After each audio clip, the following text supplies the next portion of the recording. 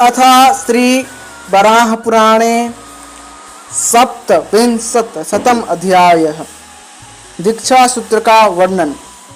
सूत जी कहते हैं, इस प्रकार अनेक धर्मों को सुनकर बहुतों को मुक्ति सुलभ हो जाए, इस उद्देश्य से पृथ्वी ने भगवान जनार्दन से पूछा, भगवान माया तीर्थ की महिमा बड़ी अद्भुत है। इसके महात्म्य श्रवण से मेरा अंतःकरण शुद्ध हो गया। अब प्राणियों के कल्याण तथा विश्व की रक्षा के लिए आप कृपा कर मुझे अपनी दीक्षा विधि का उपदेश करें। भगवान वराह बोले, देवी, तुमने जो भागवती दीक्षा के विषय में पूछा है, अब उसे बताता हूँ, सुनो। यह दीक्षा कर्ममय संसार से मुक्त और सर्व सुख प्रदान करने वाली है। इस दीक्षा का रहस्य योग व्रत में स्थित रहने वाले देवता तक भी नहीं जानते। इस मंगलमय धर्म का रहस्य केवल मैं ही जानता हूँ।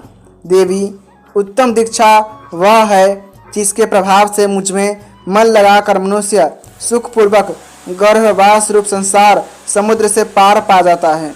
इसके लिए साधक को चाहिए कि वह गुरु के समीप जाकर उनसे प्रार्थना करे कि गुरुदेव, मैं आपका शिष्य होना चाहता हूँ, आप मुझे दीक्षा देने की कृपा कीजिए।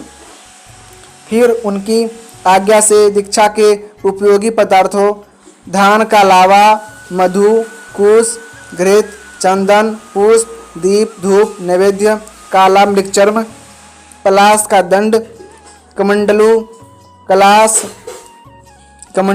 कलश, वस्त्र, खड़ाव, स्वच्छ यज्ञोपवीत, अर्घ्य पात्र, चरुस थाली, दरवी, तिल, यव, अनेक प्रकार के फल, दीक्षित पुरुषों के खाने योग्य अन्न, पीने योग्य तथा तीर्थों के जल आदि वस्तुओं को लाकर एकत्र करें। साथ ही आवश्यक उपयोगी विविध प्रकार के बीज, रत्न एवं कांच आदि पदार्थों को भी एकत्र कर लें। तदंतर मांगलिक द्रव्य लगाकर स्नान करें और गुरु के चरणों को पकड़कर उनसे आज्ञा लेकर एक बड़ी वेदी का निर्माण करें।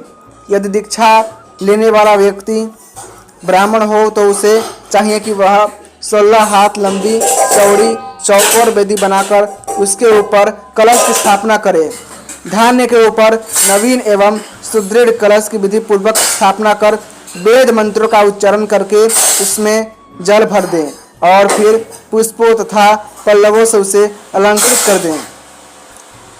तत्पश्चात उस पर विधि पूर्वक तिलों से भरा हुआ एक पात्र स्थापित कर गुरु में मेरी भावना करके पहले से एकत्र किए हुए द्रव्यों के द्वारा उनकी विधि पूर्वक पूजा करें।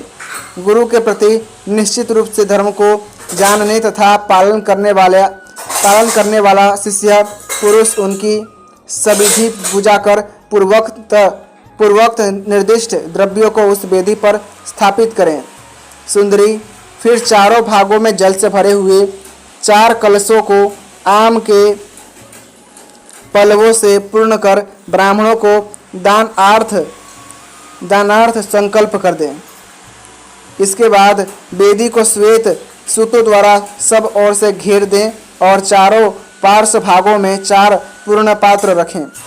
उस समय दीक्षा देने वाले गुरु का कर्तव्य है कि उक्त कार्य संपन्न करके शिष्य को ऐसा मंत्र दे जो रुचि एवं वर्णादि के न्याय के अनुसार हो अथवा जिससे उसकी हार्दिक तुष्टि हो, जिसके मन में गुरु के प्रति पवित्र भक्ति भावना हो तथा जिस दीक्षा की विशेष अभिलाषा हो वह भगवान विष्णु के मंदिर में जाकर नियम का पालन करते हुए सभी कार्यों को संपन्न करे। फिर आचार्य पूर्वाभिमुख बैठकर दीक्षा की इच्छा रखने वाले सभी शिष्यों को निम्नलिखित उपदेश सुनाए।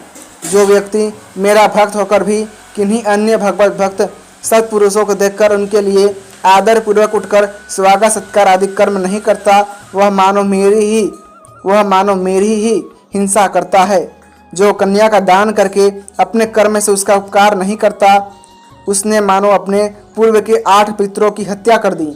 जो निष्ठुर व्यक्ति अपनी साध्वी स्त्री का भी, जो एक प्रिय मित्र का कार्य करती है, वध करता है, वह हिंसक व्यक्ति पुनः स्त्री योनि में जन्म पाता है और पूर्वोक्त कर्म के प्रभाव से उसे पुनः दाम्पत्य सुख की प्राप्ति नहीं होती।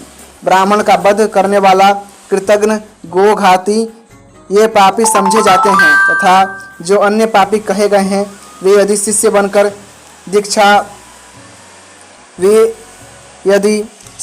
दीक्षा लेना चाहें तो उन्हें शिष्य न बनाकर उनका परित्याग ही कर देना चाहिए।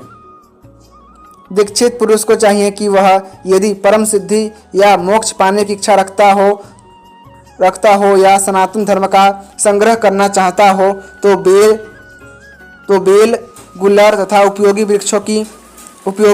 वृक्षों को कभी न काटे। क्या खाना चाहिए, क्या नहीं खाना चाहिए, इसी आचार्य को भी अपने शिष्य को बता देना चाहिए।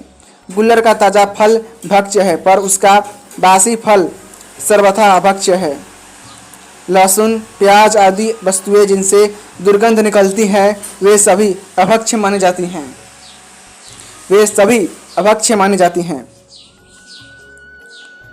दीक्षित व्यक्ति के लिए उचित है कि वह सभी प्रकार के मांस मछलियों का निश्चय पूर्वक सर्वथा त्याग कर दे। उसे दूसरों की निंदा और प्राणी की हिंसा भी कभी नहीं करनी चाहिए। वह किसी की चुगली न करे और चोरी तो सर्वथा त्याग दे। दूर से आए हुए अतिथि को आदर सत्कार पूर्वक भोजन आदि कराना चाहिए। वह गुरु, राजा तथा ब्राह्मण की स्त्री के प्रति मन में कभी बुरी भावना न करे। सुवर्ण, रत्न और युवती स्त्री इनकी ओर चित्त न लगाए। दूसरे के उत्तम भाग्य और अपनी विपत्ति को देखकर दुख न करे। यह सनातन धर्म है। वसुंधरे, दीक्षा के पहले मंत्र लेने वाले शिष्य के प्रति गुरु इन सब बातों का उपदेश दे।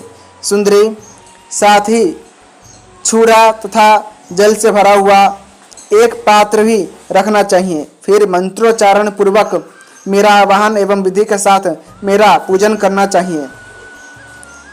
देवी, इस प्रकार अर्घ्य एवं पाद्य देने के उपरांत गुरु हाथ में अस्तुरा लेकर शुद्ध भाव से यह मंत्र पढ़े। मंत्र का भाव यह है: शिष्य, विष्णुमय जल की सहायता से तुम्हारा क्षौर कर्म किया जा रहा है। इस अवसर पर वरुण देवता तुम्हारे सिर की रक्षा करें। यह दीक्षा संसार से उद्धार करने वाली है।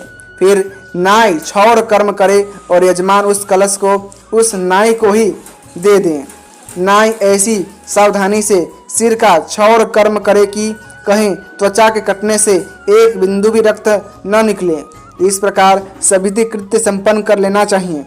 इसके उपरांत यजमान भगवान में श्रद्धा रखने वाले पुरुषों को प्रणाम करके अग्नि प्रज्वलित करें और फिर वह धान का लावा, काला तिल, घृत और मधु इन वस्तुओं को मिलाकर उसमें 7 आहुतियाँ प्रदान करें।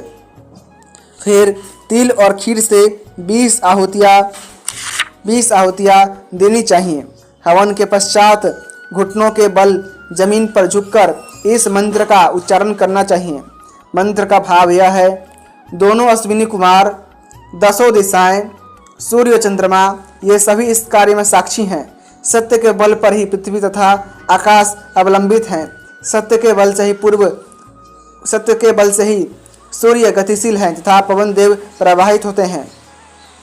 तदंतर मंत्र पूर्वक विधि के साथ आचार्य की पूजा कर उन्हें प्रसन्न करना चाहिए। गुरु को भगवान में भक्ति रखने वाला एवं दिव्य पुरुष होना चाहिए। फिर 3 बार गुरु की प्रदक्षिणा कर उनके चरणों को श्रद्धापूर्वक पकड़ लें और कहें: गुरुदेव, मैं आपकी कृपा तथा इच्छा के अनुसार दीक्षा ग्रहण कर्म में उद्यत हुआ हूँ। मुझसे कुछ अनुचित हुआ हो तो आप उसे क्षमा करने की कृपा करें। फिर स्वयं वह पूर्व दिशा की ओर मुख करके बैठ जाए। इस समय गुरु की दृष्टि केवल शिष्य पर ही रहनी चाहिए। गुरु का कर्तव्य है कि हाथ में कमंडलू एवं यज्ञोपवीत लेकर कहे, शिष्य, भगवान विष्णु की कृपा से तुम्हें यह सुअवसर प्राप्त हुआ है। साथ ही सिद्ध दीक्षा और कमंडलू ये वस्तुएं प्राप्त हुई हैं। कर्म के प्रभाव से दीक्षा संबंधी इस शुभ अवसर पर तुम अपने हाथों में कमंडलू ले लो। इसके बाद गुरु उसे मंत्र की दीक्षा दें। दीक्षा प्राप्त पुरुष गुरु के चरणों पर मस्तक रखकर प्रणाम करे और उनकी प्रदक्षिणा कर इस प्रकार कहें, गुरुदेव, मैंने अब आपकी शरण प्राप्त की है। आपके द्वारा मुझे वैष्णवी दीक्षा सुलभ हो गई। यह आपकी कृपा का फल है। फिर गुरु उसे उठाकर शुद्ध जल से भरा कमंडलू तथा दिव्य तंतुओं द्वारा निर्मित एक वस्त्र शिष्य को दे। उस समय गुरु को कहना चाहिए, वत्स, तुम यह वस्त्र तथा पवित्र जल भरा पवित्र कमंडलू ग्रहण करो। पुनः शिष्य गुरु को चंदन लगाकर हाथ में मधुपर्क लेकर कहे, भगवान, आप पार्थिव शरीर को शुद्ध करने वाले इस मधुपर्क को ग्रहण कीजिए। तत्पश्चात शिष्य को गुरु के चरणों को पकड़कर उन्हें यत्नपूर्वक संतुष्ट करना चाहिए। फिर मन पर संयम रखते हुए अंजलि को मस्तक से लगाकर गुरु प्रदत्त मंत्र को हृदय में धारण करें और कहें, भगवान में भक्ति रखने वाले सभी पुरुष मेरी बात सुनने की कृपा करें। गुरुदेव ने मेरी सभी कामनाओं को पूर्ण कर दिया। मैं इनका सेवक और शिष्य हो गया और ये देवता के समान मेरे गुरु हो गए। वसुंधरे, आगम वैष्णव शास्त्रों में ब्राह्मण की दीक्षा की यही विधि कही गई है। अब जो अन्य 3 वर्णों के लिए दीक्षा की विधि है वह भी मुझसे सुनो।